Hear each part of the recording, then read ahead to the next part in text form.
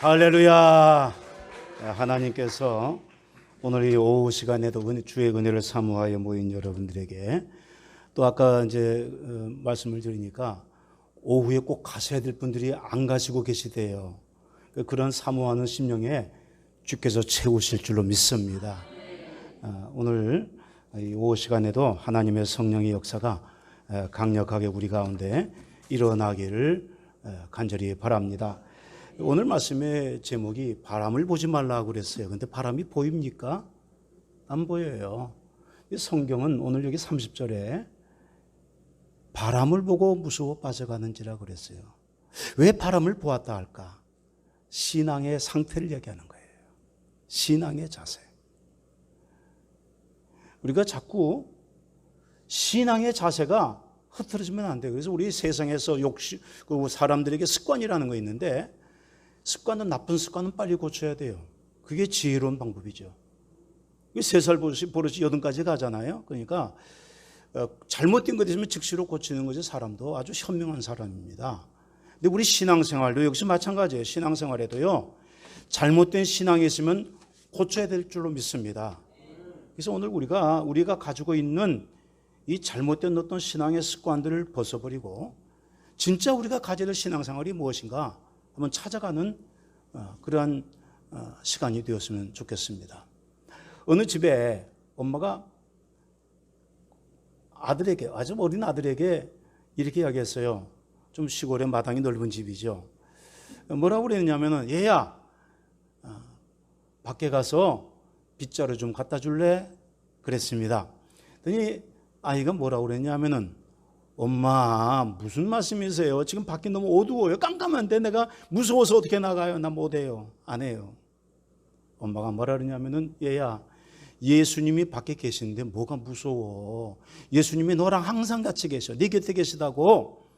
그랬더니 아이가 거기에서 얼굴이 반색을 하는 거예요. 그러더니 진짜예요? 예수님이 계세요? 여러분 계신 줄 믿습니까? 그런데 보세요. 진짜 예수님 계시단 말이죠. 그럼 그렇다니까 무서워할 거 없어. 알았어요. 문을 빼끔히 열고 아이가 밖에 대고 이렇게 이야기합니다. 거기 예수님 계시죠? 계신 거 다 알아요. 빗자루 좀 갖다 주세요. 자, 무슨 말씀을 내가 드리려고 하느냐. 우리 신앙에 착각하는 것이 있어요. 예수님은 나의 주님이세요. 우리의 심부름꾼이 아니에요. 우리가 하나님을 믿는다면서도 하나님을 막대해요. 예수님 막대해요. 마치 사람을 대하듯이 우리가 대하는데 아니에요. 하나님은, 예수님은 나의 주님이세요.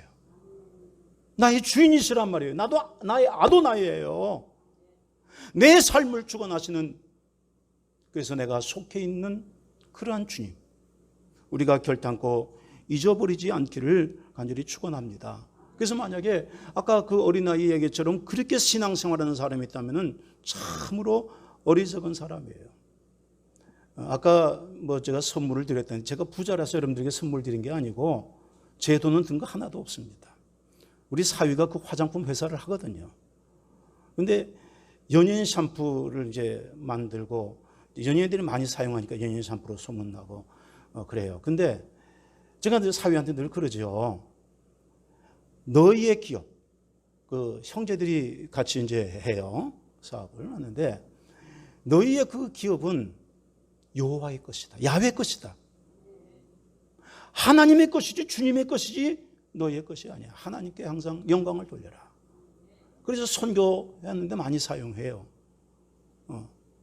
그러니까 내가 이제 어디 좀 보내주라 그러면 알았습니다. 그럼 보내줘요. 이번에도 여기 온다고 내가 가는데 참 좋은 교회 내가 너무 좋아하는데 좀 선물 좀 가지고 갈 거 없을까? 그래서 축제라는데 축제는 먹을 것이 있어야 되고 또 즐길 것이 있고 기쁨이 있어야 되잖아요. 그래서 그랬어요. 그랬더니 알았습니다. 근데 오는 날까지 뭘 가지고 왔는지 몰라요. 근데 그 선물들을 가지고 와서 그날 실어줘서 그냥 오면서 알았어요. 저는 이런 생각합니다. 나나 여러분들이나 우리 모두가 다 한 가지로 알아야 될 것은 예수님은 나의 주인이시다. 이거 잊어버리면 안 돼요. 자꾸 나를 내세워요. 내가 무슨 행동을 하고서 하나님 앞에 헌금을 드리고 내가 하나님 앞에 헌신을 하고 또 교회에 충성을 하고 그 다음에 하는 이야기가 내가 다 했는데 내가 했는데 아니요. 주어는 내가 아니에요. 하나님이 하신 거예요. 우리가 예배를 드리는 것도 예배 보는 게 아니에요. 드리는 거예요. 헌금도 내는 게 아니라 헌금도 드리는 거예요. 기도도 엄밀한 의미에서 기도는 하는 거 아니라 기도는 드린 거예요. 찬양도 드리는 거고요. 우리가 드림이 돼야 되는 거예요. 나의 주인. 이 오후 시간에는 좀 시간 여유 있게 하라고 그래서 그냥 여유 있게 할게요. 아까 오전에 하다 보니까 하나님께서 더 준비한 말씀 이외의 것을 여러분들에게 해서 시간이 좀 길어졌어요. 좀 미안하기도 하고. 근데 하나님의 은혜가 임하니까 더 좁는 거죠. 아까 그 간증에 아까 장창수 장로님께서 그런 이야기 하셨어요. 그 어떤 성도가 권사가 간절히 기도해가지고 나는 돈이 없는데 하나님 건축원금 하게 해주세요. 그렇게 했더니 역사하셨다고. 그런 어떤 그 이야기를 왜 그렇게 하는지 모르겠다. 그러는 사람도 있을지 모르지만 장로님은 체험하셨다 그래요. 이해가 된다는 거예요. 체험하면 아는 거예요. 먹어봐야 맛을 알지요. 하나님의 은혜는 체험해봐야 아는 거예요. 그래서 말로만 듣고 귀로 듣는 그러한 신앙이 아니라 하나님의 은혜를 내가 체험하고 과연 주님이 나의 주님이시군요. 나의 주인이십니다. 나는 그저 따라가는 종입니다. 순종하게 하소서. 그게 굉장히 중요한 이야기예요. 우리 크게 한번 따라하겠습니다. 예수 그리스도는 제가 지금 여기 가슴을 치잖아요. 예수 그리스도는 나의 주인이시다. 나의 주님이시다. 믿습니까? 이 세상에 문제가 없는 사람은 아무도 없어요. 겉으로는 평온해 보여도 속은 썩어가요. 아까 장로님 그렇게 기도하신 것 같은데 속은 썩어가요. 속은 상처투성이요. 냄새가 나요. 겉으로는 번드르르해 보여도 다들 수고하고 무거운 짐에 허덕인단 말이요. 그래서 예수님께서 이 땅에 오셔서 하신 말씀이 뭡니까? 수고하고 무거운 짐을 진 자들아 다 내게로 오라. 내가 너희를 쉬게 하리라. 근데 여러분 여기서 한 가지 우리가 중요한 게 있어요. 수고하고 무거운 짐. 이게 우리 성경에는 단수로 기록되어 있지만은 복수예요. 너희의 수고하고 무거운 짐들을 한 가지가 아니라 두 가지가 아니라 수많은 것들 몽땅 다 내게로 가지고 오너라. 그러면 너희의 마음에 쉼이 없을 때에 평안을 주겠다. 너희의 모든 삶에 안식을 주겠다. 내가 너희들의 짐을 지고 대신 내게 너에게 축복의 멍에를 지게 하리라. 오늘 이 사실을 여러분 믿으시길 바랍니다. 수고하고 무거운 짐은 내가 지면은 쓰러져요. 그러나 주님께 맡기면 나의 주인, 나의 주님께서는 그것을 해결해 주시는 거예요. 나를 도와주시는 거예요. 아셨습니까? 우리가 오늘 은혜 받을 내용이 바로 이겁니다. 우리 인생에 갑자기 풍랑이 몰아칩니다. 고난이 닥칩니다. 어떤 때는 내 힘으로는 도저히 해결할 수 없는 고난이 닥쳐오는데 그때 우리가 한 가지 이 신앙, 내가 주인이 아니잖아요. 주인이 책임지면 되잖아요. 나의 주인, 나의 주님 되시는 예수님께서 나의 모든 삶을 극구하게 하시리라. 주님과 함께하면 승리할 수가 있고 주님과 함께하면 뛰어넘을 수가 있고 더 나은 하나님께 할렐루야 영광을 돌리게 될 줄로 믿습니다. 로마서 8장 37절에서 사도 바울은 이런 고백을 해서 우리가 같이 한번 크게 읽으실까요? 시작. 그러나 이 모든 일에 우리를 사랑하시는 이로 말미암아 우리가 넉넉히 이기느니라. 그냥 이긴다고요? 넉넉히 이기느니라. 누구 때문에? 우리를 사랑하시는 이. 나를 사랑하신대요. 이게 사랑하신다는 단어가요. 시브리어로 하샤크라고 그래요. 따라합시다. 하샤크. 하샤크라는 말은 딱 붙어있다는 이야기예요. 자, 하나님이 나를 사랑하신다는 이야기는 뭡니까? 나는 하나님과 딱 붙어있는 존재예요. 맞았어요? 내가 하나님과 딱 붙어있다면은 내가 고난당할 때 주님이 아시는 거예요. 내가 슬플 때 주님이 아시는 거예요. 그래서 말씀하시길 내가 너 눈물을 알아. 내가 너의 고통을 알아. 내가 너의 아픔을 알아. 내가 지금 무슨 고민을 하는지 알아. 나의 주님 나를 사랑하시니 내가 그분으로 말미암아서 내가 넉넉히 이기는 거예요. 내 힘으로 이기는 것이 아니고 여러분들이 주어진 조건으로 배운 지식으로 학벌로 이기는 것이 아니고 가지고 있는 그러한 권세로 이기는 게 아니라 사랑하시는 예수님으로 말미암아, 나의 주님으로 말미암아 내가 넉넉히 이기는 겁니다. 그래서 사도 바울은 같은 장수 로마서 8장 18절에서 이렇게 고백합니다. 아주 중요한 이야기 따라합시다. 같이 읽으십시오. 시작. 현재의 고난은 장차 다가올 영광과 비교할 수 없도다.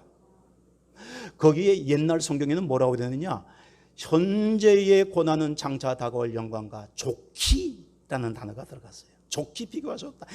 짧게 까움도 안 된다 이거예요. 상대도 안 된다. 아셨어요? 상대가 안 되는 거예요. 현재 내가 고난당하고 염려하지 마라. 비교도 되지 않는 하나님의 영광스러운 축복이 내게 다가와. 아셨습니까? 그래서 그러한 문제들이 있을 때마다 여러분 고난이라는 상자를 보지 말고 그 상자 안에 감추어진 하나님의 축복을 바라보시기를 주님의 이름으로 축원합니다. 우리를 둘러싸고 있는 환경이 아무리 살벌하다 할지라도 엉망진창이어도 그래서 우리는 일어설 수가 있는 거예요. 고린도후서 4장 7절부터 9절 시작. 우리가 이 보배를 질그릇에 가졌으니 이는 심히 큰 능력은 하나님께 있고 우리에게 있지 아니함을 알게 하려 함이라. 우리가 사방으로 우겨쌈을 당하여도 쌓이지 아니하며 답답한 일을 당해도 낙심하지 아니하며 박해를 받아도 버림받지 아니하며 거꾸로 뜨림을 당하여도 망하지 아니하고. 그 말씀 안에 세상에서 당하는 고난이 다 있어요. 그렇죠? 핍박을 받고 박해를 받고 거꾸로 뜨림, 누가 우리를 회방을 하고 말이지. 사방으로 우겨쌈을 당하고 그런 일이 있는데 어떻게 된다고요? 그 고난에 파묻힌다고요? 아니요. 거기 쌓이지 아니한다고 그랬어요. 왜요? 하나님의 큰 능력이 있다. 자, 큰 능력이 누구한테 있다고요? 하나님께 있어요. 여러분 이것도 신앙의 착각입니다. 잘못 생각하는 게 뭐냐? 능력은 나한테 있고 내가 일하는 거야. 아니요. 큰 능력은 하나님께 있어요. 우리는 질그릇이 아까 말씀드린 것처럼 토기장이가 만드는 그릇에 불과해요. 하나님이 우리를 그렇게 아싸 만드신 거예요. 그거는 야찰이라고 그랬지만은 때로는 다른 성경에 이사야 43장 19절 말씀해 보니까 보라 내가 새 일을 행하리라. 거기도 똑같은 아싸가 들어갔어요. 여러분 우리 하나님께서는요 우리를 빚으신 거로 끝나는 것이 아니라 우리에게 있는 모든 것을 사용하셔서 더 나은 새 일을 행하신다는 사실을 믿으시길 바랍니다. 우리는 질그릇 같은 존재요. 우리의 질그릇 같은 존재야 하나님의 영이 우리에게 임한 거예요. 하나님께서 생기를 불어넣으시고 우리는 하나님의 생명이 되었고 하나님의 사람이 되었고 그리고 하나님께서 우리를 버리지 아니하시고 우리가 사방으로 우기삼을 당해서 쌓이지 아니합니다. 큰 능력의 주님이 나와 함께 하시고 나를 품어주시기에 승리할 수가 있는 줄로 믿습니다. 그렇다면 여러분 중요한 것은요 가만히 있으면 안 돼요. 이 좋은 복음을 나만 먹고 살면은 그거는 혼자 먹는 돼지가 똑같아요. 아셨습니까? 이 복음은 전해야 되는 거예요. 제가 광주에서 심호할 때 그때 저 송정역 광주 송정리역 아시죠? 송정리에 거기 한 교장 선생님 네 분이 사셨어요. 여자분이 한순예 집사님이셨고 남자분 제가 성함을 잊어버렸습니다. 근데 한순예 집사님 그 교장 선생님이 교회까지 나오는 데는 교회 버스를 타고 1시간 반을 와야 돼요. 근데 또 예배마다 빠지질 않아요. 뭐 수요 예배, 철야 예배 할 것 없이 그냥 계속해서 나와요. 하루는 신방을 갔는데 네 분들이 기도의 제목으로 나한테 내놓기를 뭐라 하냐면은 목사님 특별 기도 제목이 하나 있습니다. 뭐예요? 그랬더니 목사님 거절하지 마셔야 돼요. 저희 내외가 비가 오나 눈이 오나 그 먼 거리를 우리 내외가 교회 예배 참석하고 하나님께 영광 돌리고 은혜를 받고 주의 힘으로 살아갑니다. 그리고 주님께 충성하려고 노력하고 있습니다. 그러니 이 부탁 거절하지 마세요. 말씀해 보시라고. 그랬더니 우리 아들이 아직 예수 안 믿어요. 근데 아들을 전도할 기회가 생겼어요. 그럼 전도해야죠. 근데 문제가 있어요. 뭔데? 개농장을 하고 있어요. 거기서 송정리에서 조금 이제 그 시골길로 많이 좀 가야 된대요. 그래서 뭐 전도하면 되죠. 그랬더니 근데 그게 문제가 아니라 개농장에 보통 개가 아니라 비싼 개들만 있대요. 비싼 개들만 있는데 그 비싼 개 중에 한 마리가 새끼를 못 낳는데 임신을 못한대. 그러면서 나도 개에게 안수해 주세요. 안수해 주셔서 걔가 새끼를 낳으면 이 아들이 예수님 믿겠다고 그렇게 약속을 했어요. 하나님께서 들어주시리라 믿고 목사님께 부탁합니다. 할 말이 없어요. 근데 먼 길 나오지요. 이 교장 선생님 네 분들 보면은 참 선하시고 훌륭하신 분들인데 그분을 낙심시킬 수는 없지요.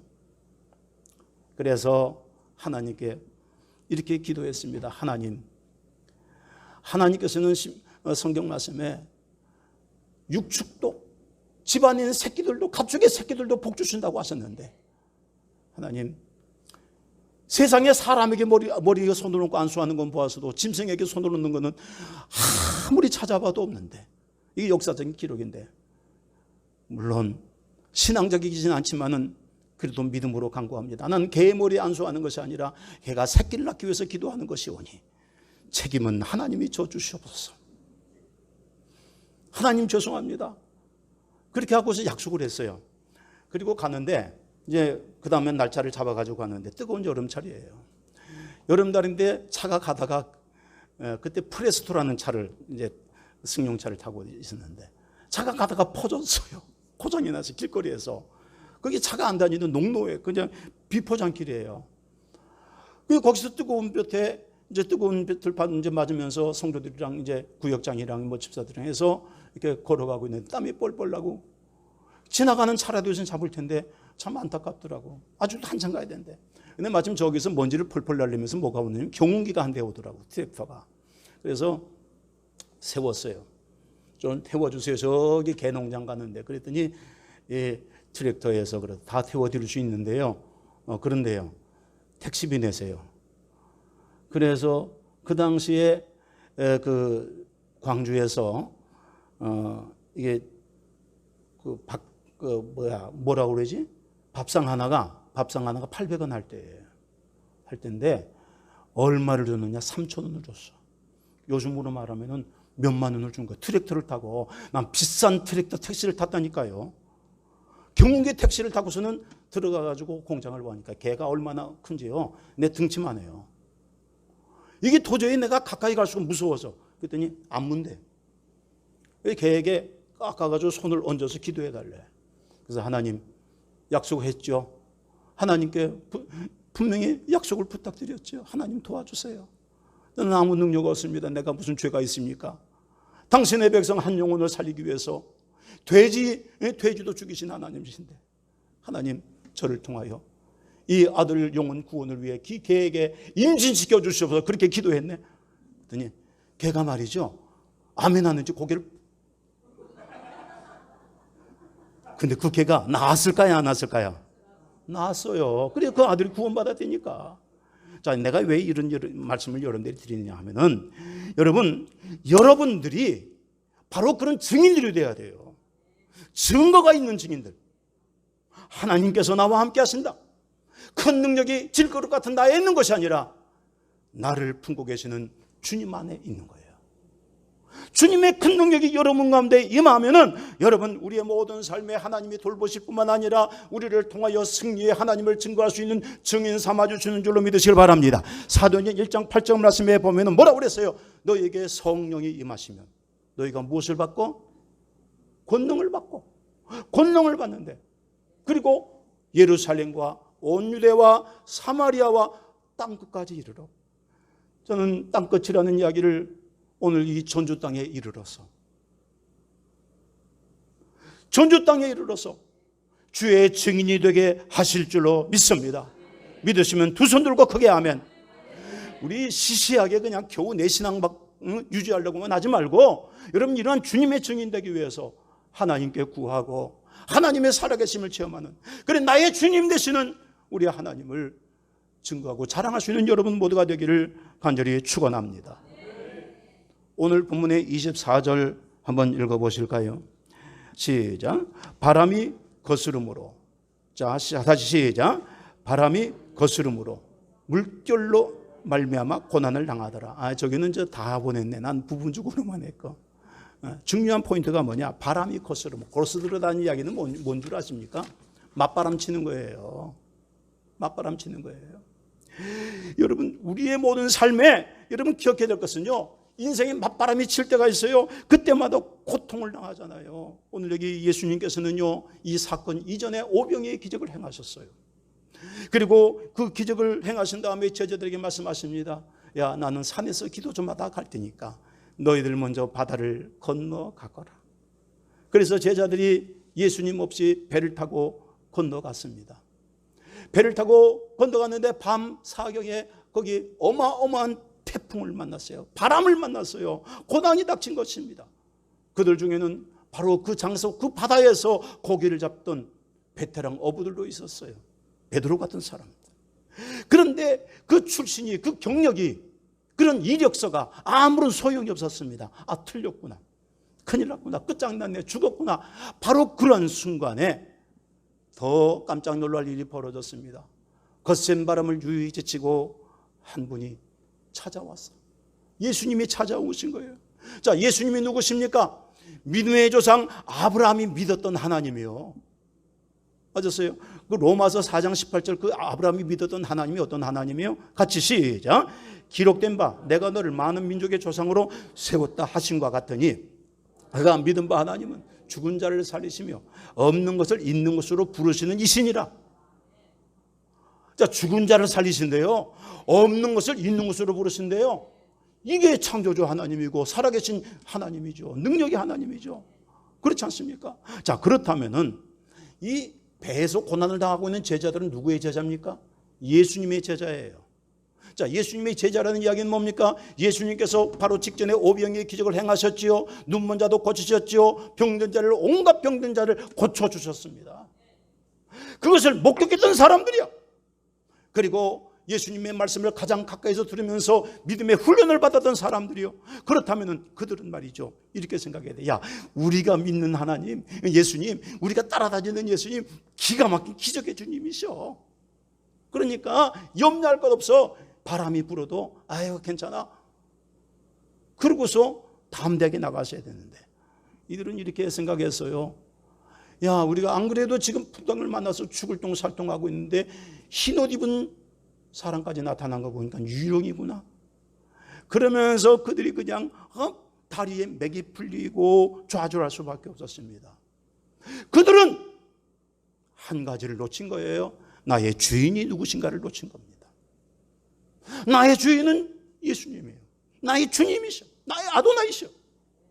그분이 지금 산에 올라가서 기도한다 할지라도 역시 그분은 나하고 함께 하시는 거예요. 그분이 걸어오신다는 사실을 알았어야지요. 하나님께서 원하시는 게 나와 항상 함께 하시는 주님을 기억하라, 믿어라. 바로 그 이야기거든. 우리 참 좋은 교회 성도 여러분들이요, 이번 집회를 마치고 나면은 여러분들이 그 신앙의 자세가 달라져 있기를 간절히 바랍니다. 제 서재에 가면은 어떤 책은요, 책이 좀 많이 있는데 이제 뭐 남들 많이 줬어요. 줬는데도 아직 꽤 있습니다. 근데 어떤 책은 많이 읽은 책이 있고 어떤 책은 거의 안 읽은 책이 있어요. 제목만 보고 은혜 받는 책이 있기 때문에 그래요. 그 중에 내가 두 가지를 소개합니다. 하나는 뭐냐 하면은 김자림 씨가 쓴 그러한 신앙 꽁투집인데 내가 하나님이 아니길 다행이지. 그런 책이 있어요. 내가 하나님이 아니길 다행이지. 그 내용이 이렇습니다. 왜 그 제목이 나왔느냐 하면은 그 제목이 나온 그 내용만 내가 이제 말씀드릴게요. 그 제부가 있어요. 제부가 사업을 많이 하고 돈이 많습니다. 부자입니다. 성공을 했어요. 그런데 그 사람이 여자를 많이 밝혔어. 그렇게 그냥 방탕하는데 예수 안 믿어요. 이 사람이 밖에서 방탕하다가 위암에 걸렸어요. 그리고는 집으로 돌아왔습니다. 마지막에는 내가 갈 곳은 여기밖에 없다는 거지요. 본부인으로 찾아왔어요. 그래서 그냥 그 마지막 이제 수발을 들고 있는데 이 언니도 김자림 작가도 동생이 먼저 예수 믿고 전도해서 예수를 믿게 됐거든. 그러니까 둘이서 의논을 했어요. 우리 이래서 병원에서는 더 이상 안 된다고 손을 놓았으니까 살릴 곳은 하나님밖에 없다. 우리 기도원으로 가자. 그래서 남편을 설득시켰습니다. 그래서 기도원에 올라갔어요. 올라가서 금식 기도하면서 하나님께 매달리는데 남편도 올라간 이유가 뭐냐? 막다른 골목이거든. 병원에서도 안 된다고 손놨으니까. 그래서 김자림 씨가 이렇게 이야기를 했대요. 제부, 만약에 주님이 당신을 고쳐주면은 어떻게 할 거야? 그 약속이나 좀 하자. 그랬더니 내 전 재산이라도 바쳐야죠. 전 재산. 당연하죠. 자기 죽는 것보다 나으니까 전 재산이라도 바쳐. 그래. 그럼 그렇게 하기로 우리 하나님 앞에 기도하자. 그리고 금식 기도했는데 놀랍게도 그때 당시 기도원이라면 오살리 기도원이라 그렇게 생각해요. 국민일보 간증집이거든 그게. 근데 나았어요. 다 나아가지고 치료받고 하나님 앞에 감사한금 봉투하는데 김자림 이 작가가 옆에서 지켜본 거예요. 얼마나 하나.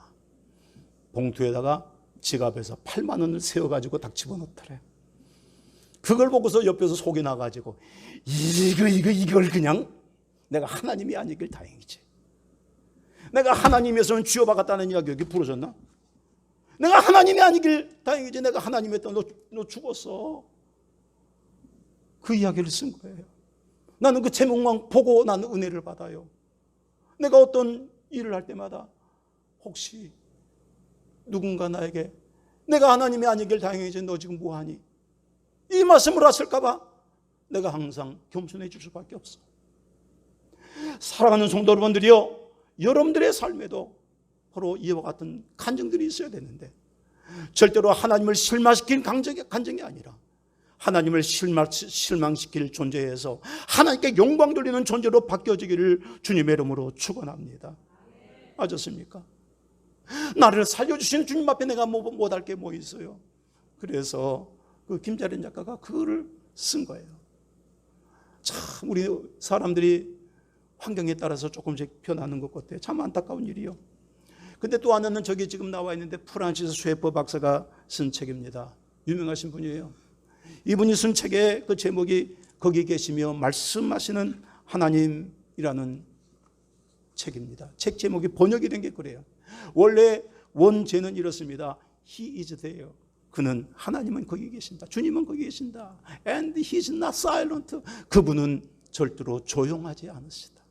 침묵하지 않으신다. 잠자고 계시지 않으신다. 우리의 이야기를 들어주시며 우리를 건져주시며 우리를 보호하시고 우리를 해결해 주시며 나의 삶을 책임지신다. 그 이야기인 거예요. 아셨습니까? 하나님은 거기 계시며 그래요. 나와 여러분의 삶의 현장에 계신 거예요. 여러분의 가정에, 사업장에, 내가 어디를 가든지 안고 일어서는 자마다 우리 주님이 거기 계신 줄로 믿습니다. 아셨습니까? 절대 어떠한 환경에서도 무슨 일을 만나든지 불평하거나 주저앉거나 포기할 필요가 없습니다. 이 사람이 예수님을 믿었는지 안 믿었는지는 모르지만 프랑스의 유명한 화가 르누아르라는 화가가 있어요. 이 사람이 인상밥 화가에다가 색채감이 아주 뛰어나가지고 그래서 아주 그냥 사람들에게 인기를 독차지했던 사람인데 하루는 말이죠. 이 사람이 류마티스가 걸렸어. 류마티스 걸리면은 아파서 움직이지 못해 손에 걸렸어요. 화가가 손에 류마티스 걸렸으니 그림을 그릴 수가 있나 봐요. 못 그려요. 퉁퉁 붓고 아프고 통증이 심해서. 그 당시는 그래도 지금보다도 의학이 또 덜 발달했잖아요. 제대로 된 약도 없어요. 그러는 가운데 그림을 도저히 그릴 수 없어서 포기하고 말았습니다. 그러다가 며칠 지난 다음에 아니다. 나 여기 포기하고 주저앉아 있으면 안 돼. 나는 다시 일어날 거야. 그리고는 붓을 손가락에다 묶어버렸습니다. 그리고는 그림을 그린 거예요. 그때 어떤 사람이 찾아와서 그 그림을 그리는 현장을 보고서는 아니 선생님 어떻게 그런 손으로 그림을 그리십니까? 그랬더니 그 르누아르 화가가 이렇게 이야기를 했어요. 그림은 손으로 그리는 것이 아니라 눈과 마음으로 그리는 것이다. 나는 절망하지 않겠다. 나는 이거 아픔이 있어도 나는 일어나서 다시 나가리라. 역경 속에서 흔들리지 않는 거. 그게 중요한 거예요. 참 멋진 이야기지 않습니까? 눈으로 그리는 손으로 그리는 것이 아니라 눈과 마음으로 그리는 것이다. 참 훌륭한 이야기 같아. 그런데 그러면 우리 믿음의 사람들은 어떻게 될까요? 그는 눈과 마음으로 그랬지만 우리는 믿음으로 살아야 될 줄로 믿습니다. 우리는 믿음으로 사는 거예요. 어떤 환경도 뛰어넘을 수 있는 거 이 믿음이에요. 히브리서 11장 1절 2절 말씀 여러분 잘 아시는 말씀이 있어요. 한번 읽어요. 믿음은 바라는 것들의 실상이요 보이지 않는 것들의 증거니 이로써 선진들이 이로써 증거를 얻었느니라. 할렐루야. 자, 여러분 그 실상이라는 단어가 휘포스타시스. 여기 지금 꽃꽂이 이제 뭐 담겨져 있는 수만 있잖아요. 그릇 있잖아요. 이게 실상이에요. 실상. 이 단어를 이야기하는 거예요. 휘포스타. 수반을 담는 그러니까 그 꽃을 담는 그런 그릇이다. 그런 뜻이에요. 자, 믿음은 그릇이다. 무엇을 담는? 자, 그렇다면은 믿음은요 그 그릇에 축복을 담습니다. 믿음은 거기에 기적을 담습니다. 거기에 질병을 치료받습니다. 믿음을 가지고 있으면은 보이지 않는 것들이 내게 다가오는 거예요. 그래서 증거가 되는 거예요. 그래서 선진들이 우리의 믿음의 조상들이 우리의 믿음의 선진들이 이로써 증거를 얻었느니라. 여러분 그러면 그때 증거를 주신 하나님이 오늘 우리 하나님이 아니십니까? 아니요. 그때 하나님은 지금도 하나님이신 거예요. 그들의 하나님은 나의 하나님이요. 여러분들의 하나님이요. 오늘 이 사실을 우리가 잊지 말아야 돼요. 그러므로 우리는 항상 이렇게 생각합니다. 현재 내가 가진 것은 없지만 내가 가진 것은 아무것도 없고 환경은 어둡지만은 우리가 소망하며 바라보는 믿음이 있다면 그 믿음으로 말미암아 우리는 확실한 증거를 얻을 것이다. 그래서 이런 결론을 이야기합니다. 믿음은 따라합시다. 믿음은 바라봄의 법칙이다. 아셨습니까? 바라봄의 법칙인 거예요.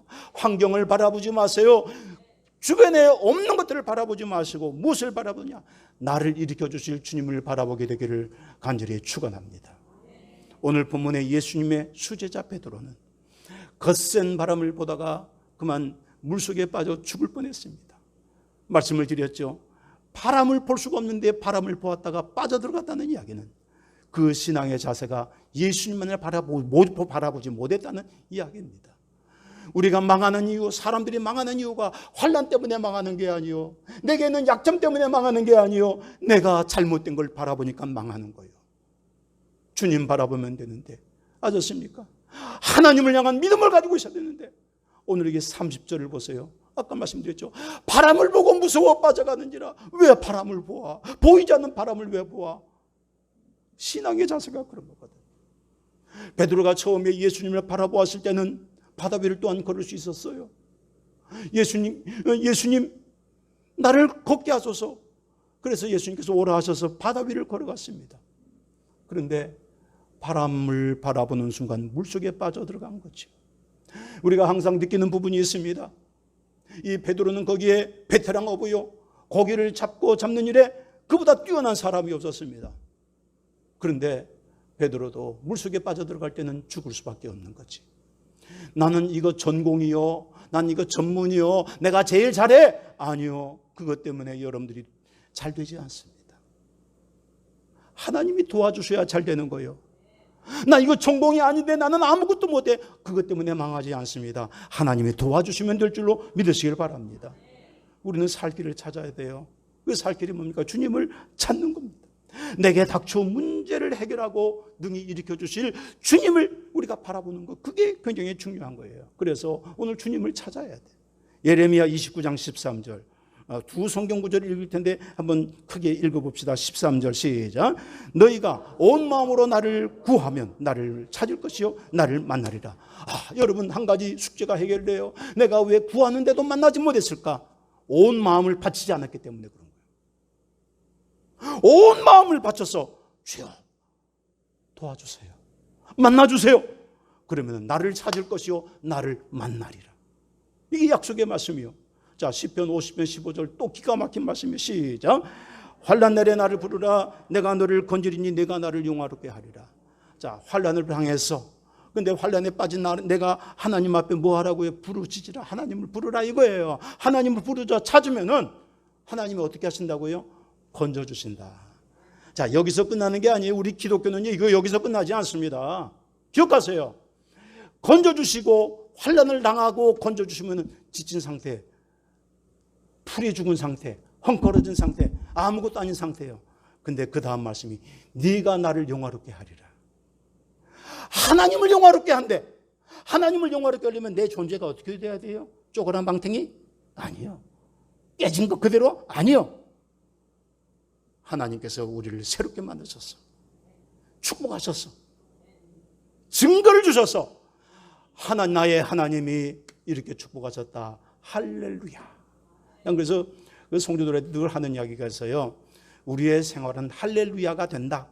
따라합시다. 우리의 생활은 할렐루야가 돼야 된다. 그게 뭡니까? 할렐루야가 뜻이 뭐예요? 하나님께 영광도. 야자가 야훼거든요. 야훼. 하나님 앞에 영광 돌리면, 찬송이 되면 그게 내게 축복이죠. 맞았습니까? 하나님이 여러분들을 건지셔서 축복하여 하나님께 영광 돌리는 그러한 존재들이 다 되기를 간절히 축원합니다. 자, 그렇다면 지금까지 말씀드린 것들을 우리가 정리하면서 좀 더 나아가 보자 합니다. 바람을 보지 말라는 이야기는 구체적으로 무엇일까요? 첫 번째로 주바라기 신앙. 시작. 주님 바라기 신앙. 주님 바라기. 주님만 바라보는 거예요. 최선규 씨라고 여러분들이 아시는 분들이 있을 거예요. 유명한 아나운서고 MC죠. 이분이 집안이 아주 철저한 불교 집안이었습니다. 그 할머니가 절을, 우리나라의 유명한 절을 3개나 지어서 바쳤대요. 그리고 이 최선교 씨는 학교에서 불교 학생 회장을 지냈었어요. 근데 이분이 이제 그 당시에 SBS에서 아나운서로 이제 활동하고 있는데 행복찾기 프로그램이라고 있었어요. 행복찾기 프로그램이 있었는데 그게 1993년도 9월 25일 날 일어난 일입니다. 그 행복찾기 프로그램을 잘 진행을 하고 끝났을 때 메모가 한 장 올라와서 그 안에 올라오면 큰일 나니까 그 방송이 망가지니까 그때까지 참고 있다가 메모가 하나 올라왔어요. 뭐라고 올라왔느냐 하면은 3가지 문장입니다. 교통사고, 성모병원 응급실, 딸 회원, 생명위독. 이렇게 올라온 거예요. 갑자기 머리가 하얘지고 한 대 오도 맞은 것 같고 정신을 못 차리겠어요. 부랴부랴 허겁지겁 이제 차를 먹어서 성모병원으로 달려가는데 방송국이 같은 여의도 내에 있기 때문에 10분이면 갈 수 있는 거리인데 차가 얼마나 많이 막히는지 1시간이 넘게 걸린 거예요. 가면서 너무 안타까워서 머무리 있습니다. 내 딸 3살짜리 딸인데 얼마나 그냥 안타까운지 몰라요. 내 딸 그러다가 자기도 모르는 사이에 하나님을 찾았어. 나는 하나님 당신을 모릅니다. 근데 당신께 구하오니 진짜 하나님이 살아계시다면은 내 딸 3살짜리 혜원이를 살려주세요. 그러면 나의 일생 주님 앞에 주님 증거자로 살겠습니다. 그랬어요. 병원에 딱 도착하니까 흰시트로 덮여져 있네. 딸이. 얼마나 가슴이 내려앉고 하늘이 무너졌겠습니까? 그 딸을 부둥켜 안았습니다. 하나님 살려주시라니까요. 하나님 살려주시라니까. 얼마나 눈물로 기도했겠습니까? 근데 기도하는데 얼마 지나자마자 딸의 몸에서 온기가 느껴지기 시작한 거예요. 그리고 캑캑 소리가 나는 거예요. 목에 뭐가 걸렸나 보다 그러고 손가락을 집어넣고 이렇게 만져줬더니 거기에 토하는데 붉은 핏덩이가 탁 튀어나온 거예요. 딸이 살았어요. 할렐루야. 하나님께 영광의 박수. 하나님이 살려주신 거예요. 그 딸 혜원이는요 지금 캐나다 밴쿠버에서 찬양 사역자로 일해요. 그리고 이 최성교 집사는요 어디든지 간증하러 갈 때서만 달려가는 거예요. 나는 그분의 간증이 그분만으로 끝나지 않는다고 믿습니다. 여러분들의 간증이 되는 거예요. 자, 여러분, 우리가 믿는 하나님은 이렇게 멋진 하나님이신 거예요. 성부 하나님, 성자 예수 그리스도, 보혜사 성령 하나님, 이 삼위가 일체가 되시는 이 하나님께서 멋진 기적의 주님이십니다. 그리고 여러분 곁에 계심을 믿으시면 두 손 들고 크게 아멘. 한번 따라 하실까요? 아싸. 주님의 나를 위해 일하신다. 앞으로 아싸 잊지 마세요. 주님이 나를 위해서 일하시는 거예요. 아셨습니까? 우리가 그거를 결단코 잊어버리면 안 돼. 우리가 어디를 바라봐요? 누구를 바라봐요? 사람을 보고 세상을 볼 땐 만족감이 없어요. 사람을 보며 세상을 볼 땐 만족감이 없었네. 그러나 나의 하나님 그분을 뵐 땐 나는 만족하겠네. 믿습니까? 그래요. 사람을 보면 낙심받게 되질 않아요. 히브리서 3장 1절 말씀에 보면은 제가 참 묵상하고 또 묵상하는 말씀이 하나 있어요. 예수를 깊이 생각하라. 저는 이 말씀을 자주 묵상합니다. 예수를 깊이 생각하라. 영어로 fix your thought on Jesus예요. 그 생각이라는 단어 though트가 복수예요. 너의 모든 생각을 fix, 고정시켜라. 누구에게? 예수님께. 여러분, 여러분의 모든 초점이 주님을 향해서 고정되어 있습니까? 하나님의 영광을 위해 고정되어 있습니까? 고정되어 있어야 돼요. 예수님께, 하나님께 우리의 삶이 고정되어 있어야 돼요. 자꾸만 눈을 돌리면 안 돼요. 오늘 본문 말씀에 사건이 일어난 시간은 밤 사경, 새벽 3시부터 6시 사이 가장 어두운 시간이에요. 그 시간에 예수님이 바다 위로 걸어오시니 놀라지 않을 사람이 어디 있겠어요? 안 그래도 죽을 똥찰똥했는데 다리는 후들후들 떨면서 개다리 춤을 추고 턱은 말이죠 아래 위로 움직이면서 딱딱딱딱 소리를 내고 온몸이 바들바들 옷이 휘날리고 여러분 정말로 두려움에 지칠 수밖에 없는 그런 순간이었습니다. 예수님은 제자들이 두려워 떨고 있는 것을 그 즉시 아셨습니다. 그리고 하신 말씀이 안심하라 나니 두려워 말라. 안심하라 나니 두려워 말라. 한번 14장 27절 자 시작. 예수께서 즉시 이르시되 안심하라 나니 두려워하지 말라. 나 유령 아니야. 나야 나. 아셨습니까? 나 유령 아니야. 나 사람 아니야. 나는 예수야. 나니 두려워 말라. 나는 너의 주인이야. 영어 성경에는 뭐라고 그랬습니까? Take courage. 용기를 가져라. He is I. 바로 그가 나야. 바로 나야 나. Don't be afraid. 두려워하지 말아라. 두려워하지 말아라. 세상에 어떤 것이 두려워하지 말아라. 저는 하나님께 참 감사하는 게 있어요. 저는 겁을 몰라요. 왜 겁이 없느냐면 눈이 작거든. 눈이 배는 게 없어. 그래서 저는 두려움이라는 게 생전에 없어요. 항상 무슨 담대. 눈에 뵈는 게 없거든. 하나님밖에 안 보여. 오늘 여러분 우리의 생각을 나의 삶의 모든 것을 주님께 고정시켜야 되는 것입니다. 난이 두려워하지 말라 이 말을 듣고 베드로가 너무너무 기뻐서 아 진짜로 예수님이세요? 그러시다 하면은 저도 걷고 싶은데 저에게 좀 걷도록 이리 오라 하소서. 그래 오너라 그러시니까 베드로가 내려서 걸어갈 수 있었잖아요. 일순간이지만 걸어갈 수 있는 것은 기적입니다. 예수님 외에 바다 위를 물리를 걸어간 사람은 베드로밖에 없어. 오래전에 우리나라에 어떤 사람이 말이죠. 자기가 한강 위를 걷는다고 그래가지고 기적을 베푼다고 하다가 퐁당 빠졌지. 그 뉴스에도 나고 막 그랬어요. 여러분 물 위를 걸을 수 있는 것은 예수님이에요. 근데 베드로가 잠시라도 물 위를 걸었다는 것은 기적 중에 또한 기적인 줄로 믿습니다. 여러분 우리가 기억해야 될 것이요. 문제를 만났을 때에 너무 생각이 많으면 안 돼요. 이 생각 저 생각 굴리다 보면 생각에 염려가 생기고 염려가 생기다 보면 망하는 거예요. 끝나는 거예요. 여러분들의 모든 염려 다 주께 맡기고 주여 나의 모든 삶을 책임지시옵소서. 그래서 철학적인 용어에 에포케라는 단어가 있어요. 참 여러분들에게 조금 이상한 단어를 자꾸 소개하는 것 같은데 한번 따라하세요. 에포케. 이 철학적인 용어인데 뭐냐면은 판단 중지, 생각 중지요. 여러분이 자꾸 생각이 들면은 밤에 잠도 안 와요. 근심이 생기고 염려가 생기고 어지러워요. 힘들어요. 여러분 생각을 중지하세요. 판단 중지하세요. 모든 것은 하나님이 책임지시는 거예요. 하나님께 맡기는 거예요. 아셨습니까? 이것이 우리에게 굉장히 중요합니다. 구약 성경에 나오는 욥을 한번 보십시다.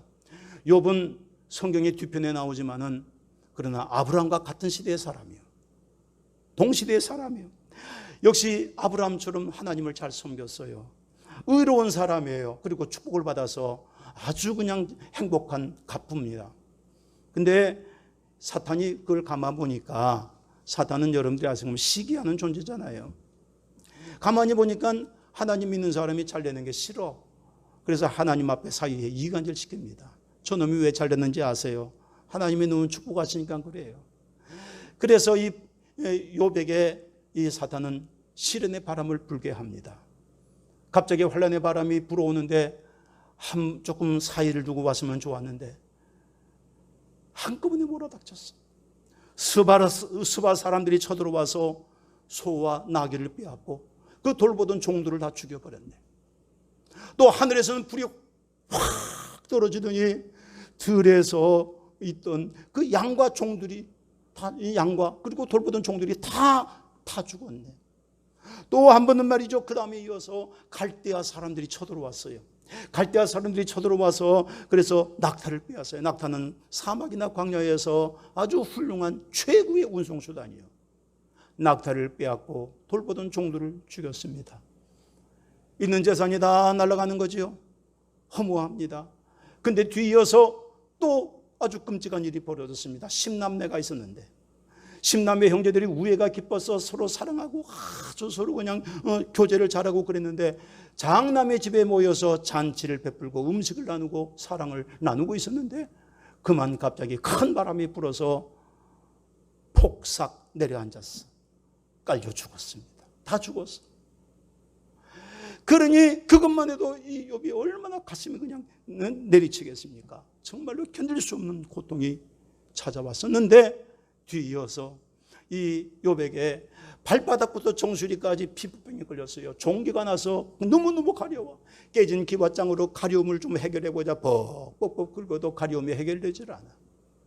그런데 그 고통 속에 옆에 있는 와이프는, 그 아내는, 그 마누라는 뭐라고 그랬느냐? 차라리 하나님을 욕하고 죽으라. 저주를 퍼붓습니다. 또 게다가 친한 친구들이 있었어요. 이 친구들이 욥이 고통을 당한다는 이야기를 듣고서는 찾아와서 위로해 준다고 왔는데 와가지고서 위로한다는 말이 오히려 가슴을 더 훑어냅니다. 야, 네가 지금 잘 되는 게 뭔 줄 알아? 하나님이 너에게 복 주신 건데 네가 잘 믿어서 그런 줄 알아? 아니야. 너 잘 믿는 것처럼 보이지만은 사실은 너 위선자야. 너 잘못한 거 많어. 너 진심으로 하나님 믿어야 돼. 그러면서 욥의 마음을 찢어놓습니다. 진짜로 욥의 마음이 찢기고 흔들리기 시작했습니다. 이럴 수가 있나. 너무 고통스러워서 마음이 무너질 때 그때 하나님이 가만히 계시지 않았습니다. 바로 그 자리에 나타나셨습니다. 희짓해요. 그가 나타나셨습니다. 욥기 38장 1절 3절 같이 읽어봅니다. 시작. 그때 야훼께서 폭풍우 가운데서 욥에게 말씀하여 이르시되 무지한 말로 생각을 어둡게 하는 자가 누구냐? 너는 대장부처럼 허리를 묶고 내가 내게 묻는 것을 대답할지니라. 하나님이 어디 계셨다고요? 폭풍우 가운데 계셨다. 바람이 몰아치고 비가 몰아치는, 비바람 몰아치는 바로 그곳에 욥이 있는 그 자리에 하나님이 계셨다는 이야기입니다. 이게 하나님의 은혜입니다. 하나님은 욥을 멀리 떠나 계시지 않았습니다. 아주 가까이 그 가운데 계셨습니다. 하나님은 항상 여러분 가운데 같이 계시는 거예요. 가장 가까이 계셔서 내가 너와 함께 한다고 말씀하시는 거예요. 욥아, 너를 괴롭히는 자들이 있는데 그들 때문에 거기에 흔들리지 말아라. 욥이 깨달았지요. 그래, 맞다. 하나님이 폭풍우 가운데서 나와 함께 하시는구나. 폭풍우 속에서 함께 하신 주님은 바로 이 시간 여러분들의 주님이 되심을 믿으시면 두 손 들고 우리 크게 아멘. 믿습니까? 꼭 그렇게 하십시다. 그런데 왜 우리가 자꾸 환경과 조건을 바라봐요? 아니요. 환경과 조건 바라보지 말고 주님 바라기. 주님 바라기가 돼야 됩니다. 제자들이 다들 유령인 줄 알고 두려워 떨고 있을 때 물 위로 걸어서 내게로 오라 하신 그 예수님의 말씀, 이 말씀을 들은 베드로는 수제자답게 주님만 바라보고 물 위를 걸어갈 수가 있었습니다. 이거 기적입니다. 자, 여러분, 세상 사람들은 주변에서 우리에게 이야기합니다. 너 안 돼. 너 틀렸어. 너 망했어. 너 이제 시작해도 안 돼. 라고 이야기합니다. 그 부정적인 말, 세상의 소리에 귀를 기울이지 마세요. 그건 상식이에요. 우리 기독교는 상식이 아니라 기적입니다. 우린 기적의 종교예요.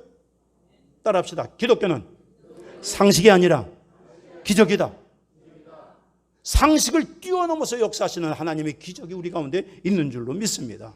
그래서 하박국 2장 4절에서 이렇게 말씀합니다. 크게 같이 시작.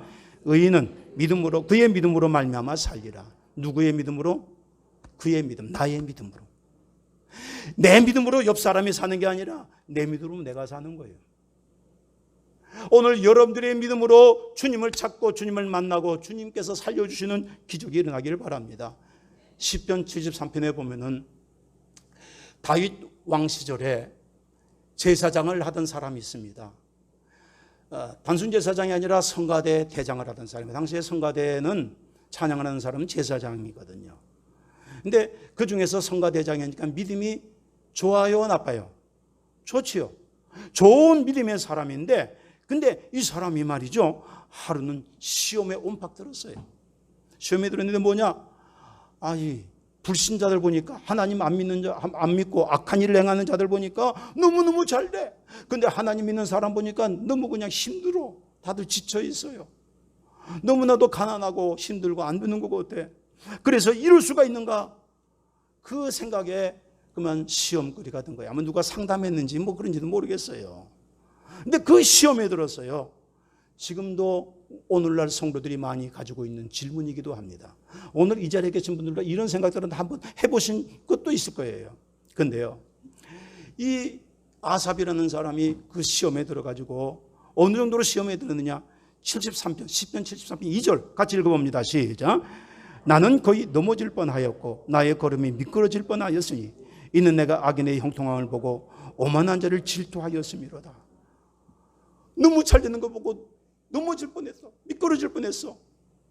이럴 수가, 다리에 맥이 풀린 거지요. 이럴 수가 있는가? 주저앉아 버리는 그런 실망이 다가온 거예요. 그 고통이 몇 절까지 되느냐? 16절까지 계속 이어져요. 그러다가 그가 해답을 발견하게 됩니다. 이 해답을 발견할 때 언제 그랬느냐? 하나님의 성전에 들어갈 때 발견하게 되는 거예요. 여러분들이 참 좋은 교회 당에 들어올 때마다 해답이 발견되어지기를 간절히 축원합니다. 여기 와서 주님을 만날 때마다 응답이 찾아오기를 주님의 이름으로 축원합니다. 여기 찾아올 때마다 어렵던 문제들이 풀려나기를 주님의 이름으로 축원합니다. 성전에 들어갔을 때 아삽이 해답을 발견해요. 그래서 그 이야기가 17절부터 19절이에요. 73편 17절부터 19절 같이 시작. 하나님의 성소에 들어갈 때에야 그들의 종말을 내가 깨달았나이다.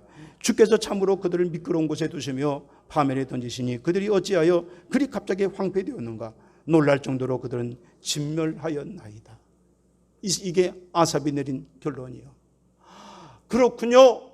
세상 사람이 잘 되는 줄 알았는데 마치 풍선이 하늘로 올라가다가 펑 터지면 그냥 아무것도 아닌 것처럼, 연이 공중을 멋있게 날아다니니까 연줄 끊어지면 아무것도 아닌 것처럼 세상 사람들이 잘 된다고 그것이 다 잘 되는 것이 아니라 바람에 나는 겨처럼 흩어져 버리는 거예요. 미끄러져 내리는 거예요. 사라져 버리는 거예요. 그러나 주를 믿는 백성들은 달라요. 시냇가에 심은 나무가 시질을 밭을 맺으며 그 뿌리가 청청함같이 가뭄이 와도 홍수가 와도 아무 염려가 없는 거예요. 그래서 아삽이 내린 결론이 있는데 유명한 선고입니다. 여러분들이 너무 잘 아시는 말씀이에요. 73편 28절 우리 같이 크게 읽습니다. 시작. 하나님께 가까이함이 내게 복이라. 내가 주 야훼를 나의 피난처로 삼아 주의 모든 행적을 전파하리이다. 할렐루야. 이거예요. 이거. 내가 하나님께 가까이함이 내가 복이라. 주바라기 신앙이에요. 주님 바라기. 나는 주님만 바라봅니다. 이쪽으로 가시면 이쪽으로 바라보고 저쪽으로 가면 저쪽으로 바라보고 항상 주님만 바라보는 거예요. 그러면 되는 거예요. 한 장로님이, 제가 이제 강남 금식기도원에 있는데 이분이 시흥에 사시는 분인데 꿀 양봉도 하고 뭐 유명한 한의사이기도 해요. 근데 이분이 암에 걸리셨어요. 폐암에 걸려서, 간암에 걸려서 아주 힘들어하십니다. 병원에서도 손을 놨어요. 그런데 이 장로님이 오셔서 늘 예배 시간에 참석은 하는데 쭉 늘어져 있어요. 그러면서 저한테 상담을 하는데 힘이 없고 메가리가 하나도 없어요. 그래서 내가 장로님께 이런 말씀을 드렸어요. 우리가 살고 죽는 생명은 하나님께 달려 있습니다. 하나님이 장로님을 지금 데려가실 수도 있고 10년 후에 그 이후에도 데려가실 수 있습니다. 근데 나는 언제 데려갔느냐가 중요하다고 생각지 않습니다. 장로님의 믿음을 가지고 천국 갈 수 있기를 바랍니다. 나 그랬어요. 장로님의 믿음을 잃지 마세요. 장로님의 믿음의 현주소를 잃지 마세요. 그 믿음 가지고 천국 가셔야죠. 그래야 주님 앞에 떳떳이 설 수 있잖아요. 장로님이 그때부터 천국 가신 날까지 예배 시간에 고추 앉아가지고 박수를 치면서 할렐루야 하며 두 손 들고 아멘 하면서 찬양을 하고 힘있게 하다가 천국 가셨어. 천국 가시니까 그때부터 제게 매달 꿀을 2병씩 갖다 주는데 안 갖다 주더라고요. 천국 갔으니까. 여러분 기억하세요. 하나님을 가까이 하는 자. 그 믿음으로 끝까지 승리할 수 있기를 간절히 축원합니다. 두 번째로 뜨겁게 기도하는 것. 주님 바라기라는 것은 따라합시다. 뜨겁게 기도하라. 한 20여 년 전에, 지금은 천국 가셨는데 춘천 순복음교회 목사님이시죠. 김주환 목사님, 참 제가 존경하고 또 제가 사랑을 많이 받았습니다. 우리 교단의 어르신이기도 하셨고요. 근데 그 김 목사님께서 하루는 저를 불러서, 저희 내외를 불러서 이렇게 말씀하십니다. 이 목사, 교회 개척하면서, 제가 이제 그 춘천에 개척을 하면서 개척만 한 게 아니라 신학교도 또 만들었어요. 거기서도 강원신학교, 신학교를 만들고 또 그 월드비전에서 중보기도학교를 만들어 달라고 해서 중보기도학교도 이제 만들어서 12주 코스로 또 운영을 했어요. 그렇게 하면서 개척하면서 그렇게 가다 보니까 너무너무 힘이 든 거예요. 그러니까 쉬는 날도 없었고, 그 쉬는 날뿐만 아니라 하루에도 뭐 그 잠자는 시간이 거의 없고 그냥 뭐 매달려 있는 거죠. 그러니까 하루는 그 목사님 부르셔서, 이 목사, 그동안 교회 개척하고 여러 가지 일하느라고 힘든데 휴가도 한 번 못 갔는데 우리 내외끼리 한번 여행 좀 다녀오자. 태국 여행 가자. 그 목사님이 돈을 다 대셔가지고 태국 여행을 갔어요. 갔는데 가서 거기서 이제 그 치앙마이 쪽으로 갔는데 거기서 이제 뗏목을 타다가 거기 장로님 내외에 한 분을 만났습니다. 다른 교회 장로님이신데, 근데 장로님이 대학교 국문과 교수고요. 그리고 한국 장송가 공회 위원이더라고요. 근데 그분하고 이제 대화를 나누는 중에 제가 이 말씀을 드렸어요. 장로님, 내가 한 가지 좀 이런 말씀을 드려도 될지 모르겠는데, 우리가 찬송가 144장을 부르면서 내가 마음에 늘 맺힌 것이 하나 있습니다. 뭔데요? 예수여 예수여 나의 죄 위하여, 그렇게 부르잖아요.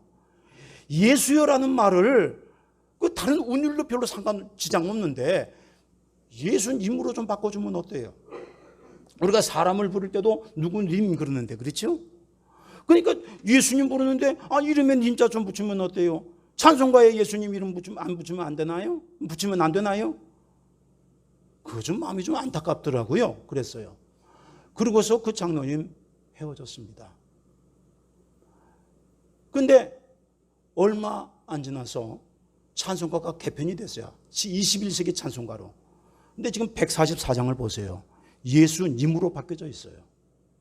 그 찬송만 바뀌어진 게 아니라 다른 것에서도 바꿀 수 있는 건 바꿨더라고요. 그 장로님이 손댄 거는 티가 나.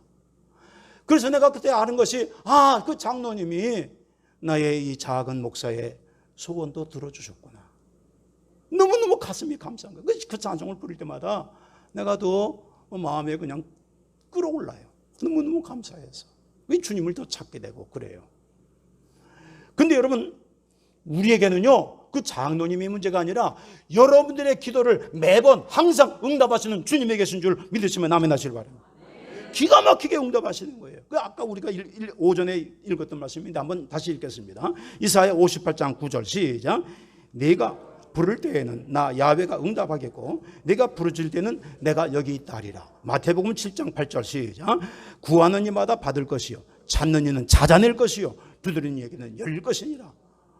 그러니까 이 말씀을 종합해보면 뭐죠? 주님은 우리의 기도에 반드시 응답하신다. 이 결론이 나오는 거예요. 좋은 것으로 주시고 또 주시는 거예요. 이렇게 우리 주님이, 우리 하나님께서 우리에게 응답하시는 이유가 무엇이라고 생각하십니까? 이유가 뭐예요? 왜 하나님이 나의 기도에, 여러분들의 기도에 응답하신다고 생각하십니까? 이유가 있어야지. 특별한 관계가 있기 때문에 그래요. 우리는 예수님의 보혈로 값주고 산 백성인 줄로 믿습니다. 아셨어요? 예수님의 십자가 은혜로 구원받아 하나님을 아바 아버지라 부르는 하나님의 자녀가 되었으니 우리는 하나님과 한 가족이요. 하나님과 한 가족이라는 것은 로얄 패밀리요. 왕가의 가족들을 로얄 패밀리라고 그러잖아요. 왕족 가족들을. 우리는 하나님 만왕의 왕이에요. 만주의 주가 되세요. 그 하나님과 우리가 한 가족이니 우리는 로얄 패밀리입니다. 이 땅의 로얄 패밀리, 이 땅에서 거만하게 거들떡거리는 그런 잡초 인생이 아니라 우리는 하나님의 백성으로서 하나님과 하나가 된 가족, 하나님과 한 가족이 된 로얄 패밀리로서 하늘의 권세를 가지고 기도하여 이 땅을 거룩하게 변화시키는 선한 영향을 끼치는 우리가 될 줄로 분명히 믿습니다.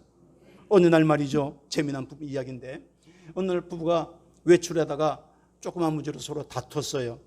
다퉈가지고 두 부부가 좀 기분이 상한 채로 들어오는데 남편이 분이 안 풀렸나 봐요. 또 속이 좀 밴댕이 소갈딱 찍었대. 근데 아파트에 다 왔는데 그 개 한 마리가 지나가거든.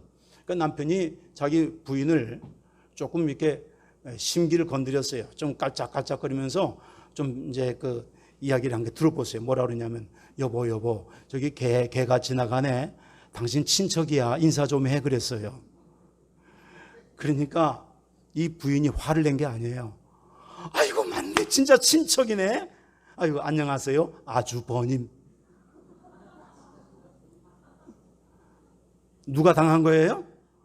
부인이, 지금 남편이 당한 거예요. 남편 집안이 개 집안이 된 거지. 자, 여러분, 우리 참좋은교회 성도님들에게는 그런 가정이 하나도 없을 줄로 믿습니다. 우리는요, 하나님과 특별한 관계예요. 하나님과 특별한 관계. 우리는 하나님의 자녀란 말입니다. 오늘 이 사실을 결단코 잊으면 안 돼요. 맞았습니까? 따라합시다. 나는 하나님과 한 가족이다. 로얄 패밀리다. 믿습니까? 두 손 들고 아멘. 그러니까 이 이야기를 가지고 간증이 있는 사람이 하나 있어요. 양정한 집사인데 지금 47이요. 근데 이 사람이 삼둥이 엄마입니다. 이란성 쌍둥이요. 아들 둘에 딸 하나. 딸이 먼저 낳았어요. 간발의 차이로. 근데 이 딸 하나 아들 둘인 삼둥이니까 좀 힘들지 않겠어요? 자식 하나 키우기 힘들다고 그러는데 쌍둥이도 힘들고 삼둥이니까 더 힘든 거예요. 근데 지금 AI의 생명을 당하는데, 이제 그 AI의 생명 있잖아요. 생명보험. 거기를 다니는데 작년에 전국 1등을 했어요. 1등을 해가지고 올해 초에 그랑프리 상을 받았습니다. 제 휴대폰에는 그 상을 이제 받을 때 연예인처럼 회사에서 꾸며주고 또 리무진 차를 보내주고 신라 호텔에서 이제 그 시상식을 했는데, 그때 이제 상을 받고서는 이 사람이 하나님 앞에 영광을 돌렸습니다. 그런데 그 그랑프리 상을 받기까지 얼마나 힘들었는지 몰라요. 그 과정이 억울한 누명을 쓰기도 하고 시기와 질투에 쌓이기도 하고, 그뿐인가요? 이 삼둥이들이 서로 돌아가면서 다쳐가지고 병원에서 수술까지 했어요. 기부수도 하고. 그러니까 계속 문제가 일어나고 회사와 가정에서 막 문제가 일어나니까 그때마다 저한테 연락합니다. 목사님, 저 어떻게 해야 돼요? 어떻게 해요? 너무 힘들어서 일이 손에 잡히지 않고 아무것도 안 돼요. 큰일 났어요. 어떻게 해야 돼요? 마음이 무너졌어요. 그때 제가 뭐라 그런 줄 아십니까? 잘 들으세요. 어떻게 하긴. 왜 나한테 어떻게 하냐고 물어. 양 집사는 누군 줄 알아? 하나님의 딸이야. 하나님이 책임지는 사람이라고. 하나님께서 책임지니까 약한 마음 가지지 말고 기도하자. 그러면 기도해 주었어요. 그랬더니 작년 11월 27일 날 나한테 연락이 왔어요. 오기를, 목사님, 제가 이제 연말이 다 돼가는데, 마지막 마감이 다 돼가는데 아직 1등이 아니에요. 근데 마지막이 역전할 수 있도록 기도 좀 해주세요. 그래서 그때 한 가지 또 약속을 받아냈습니다. 그러면 한 가지 약속하자. 그랑프리 상을 받으면은 수상 소감을 할 때 뭐라고 할래? 그랬어요. 그랬더니 하나님께 영광 돌려야죠. 그래. 그러면은 그렇게 하기로 약속하고 전화로라도 기도하자. 그래, 전화로 기도해 줬어요. 간절히 기도하면서 양집사도 금식하며 기도하고 나도 기도하고, 그래서 그 결과가 어떻게 됐는지 두고 보자. 근데 마지막 날 마감 시간 바로 앞두고 몇 분 안 남았어요. 기적이 일어났어요. 역전한 거예요. 마지막 순간에 간발의 차로 역전해가지고 나한테 전화가 왔어요. 목사님, 할렐루야예요. 하나님께서 다 이루셨어요. 여러분, 이 말이 사실입니다. 내가 한 것이 아니라 하나님이 이루시는 거예요. 하나님이 다 이루신 거예요. 하나님이 이루셨어요. 그 AI의 생명이 축구선수 토트넘이 뛰고 있는 축구선수 손흥민이 뛰고 있는 토트넘 구단의 그 후원자잖아요. 후원사예요. 그러니까 유니폼도, 손흥민 유니폼도 보내줬어요. 아이들한테. 그리고 그 토트넘 경기장에서 그날 손흥민이 경기할 때 경기장 그 전광판에 이 양집사 얼굴이 그냥 전면으로 크게 났어요. 그 사진까지 나한테 다 보내줘요. 그 동영상까지 나한테 보내줬는데, 그렇게 되고 마지막에는 상금도 받았어요. 그랬더니 그 상금을, 그때 마침 상금을 받을 때 튀르키예 지진이 일어났거든. 거기에 하나님 앞에 다 바쳤어요. 1,000만 원이나 되는데 상금. 눈 딱 깜짝하지도 않고 다 바쳤어요. 모든 것은 다 하나님이 이루신 거예요. 우리가 여러분 하나님 앞에 어떻게 됐느냐?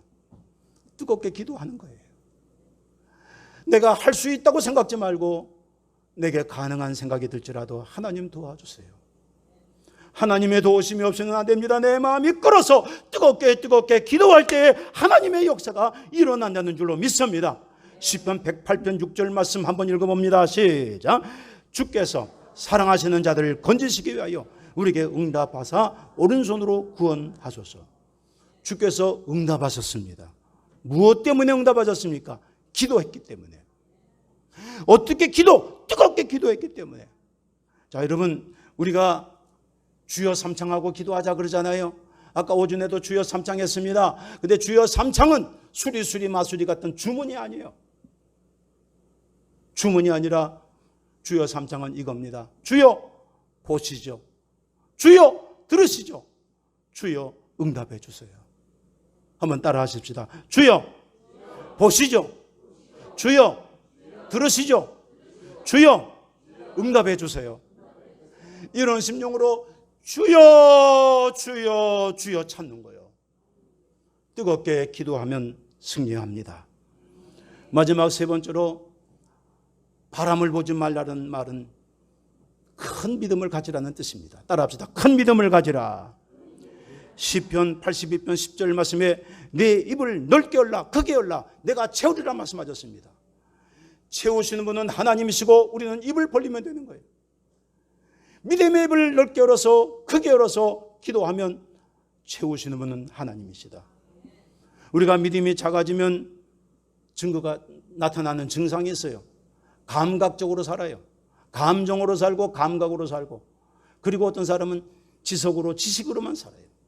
그러면 그거는 분명히 믿음에 문제가 있는 거예요. 믿음이 작아진 거예요.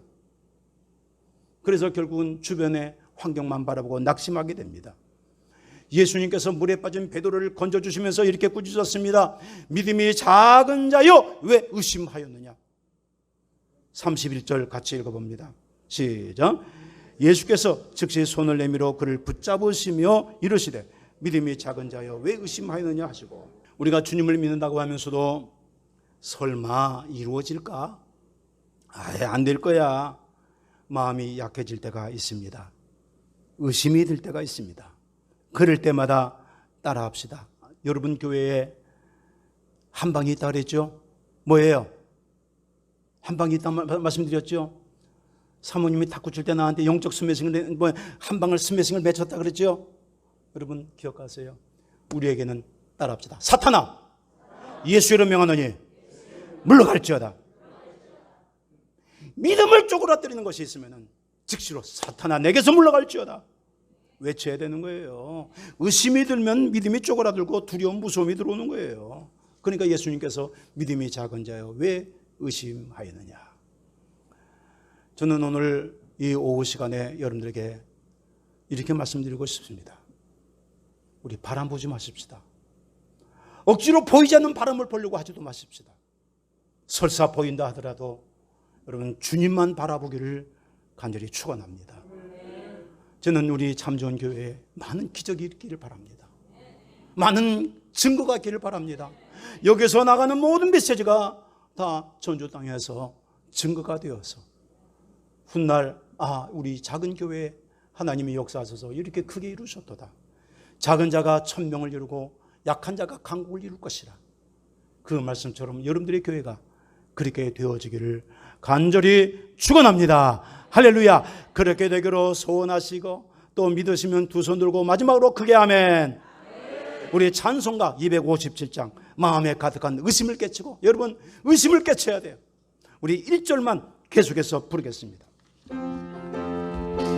빠른 템포로 좀 빨리. 마음에 가득한 의심을 깨치고 지극히 화평한 마음으로 찬송을 부르는 어린 양 예수의 그 피로 속죄함 얻었네. 속죄함 주 예수 내 죄를 속했네. 할렐루야 소리를 합하여 함께 찬송하세. 그 피로 속죄함 마음에 가득한 의심을 깨치고 지극히 화평한 마음으로 찬송을 부르는 어린 양 예수의 그 피로 속죄함 얻었네. 속죄함 주 예수 내 죄를 속했네. 할렐루야 소리를 합하여 함께 찬송하세. 그 피로 속죄함. 3절 나 같은 죄인이 용서함 받아서 주 앞에 옳다함 얻음은 확실히 믿기는 어린 양 예수의 그 피로 속죄함 얻었네. 속죄함 주 예수 내 죄를 속했네. 할렐루야 소리를 합하여 함께 찬송하세. 그 피로 속죄함 마음에 가득한 일범 마음에 가득한 의심을 깨치고 지극히 화평한 마음으로 찬송을 부르는 어린 양 예수의 그 피로 속죄함 얻었네. 속죄함 주 예수 내 죄를 속했네. 할렐루야 소리를 합하여 함께 찬송하세. 그 피로 속죄함 얻었네. 다 같이 눈을 감으세요. 그리고 두 손 높이 드십시다. 말씀을 생각하며 우리 두 손 높이 들고 주여 삼창하고 기도하는데, 여러분 우리 주님을 심부름꾼으로 생각한 적이 있습니까? 회개합시다. 이제부터는 바로 고쳐야 돼요. 나의 주님이십니다. 주님만 바라보겠습니다. 뜨겁게 기도하겠습니다. 하나님 도와주세요. 내 삶에 주께서 함께 하소서. 의심이 다 물러가고 하나님의 영광이 드러나게 하소서. 오늘 이 말씀을 생각하면서 주님만 바라보겠나이다. 주여 3잔 뜨겁게 기도합니다. 주여 주여 주여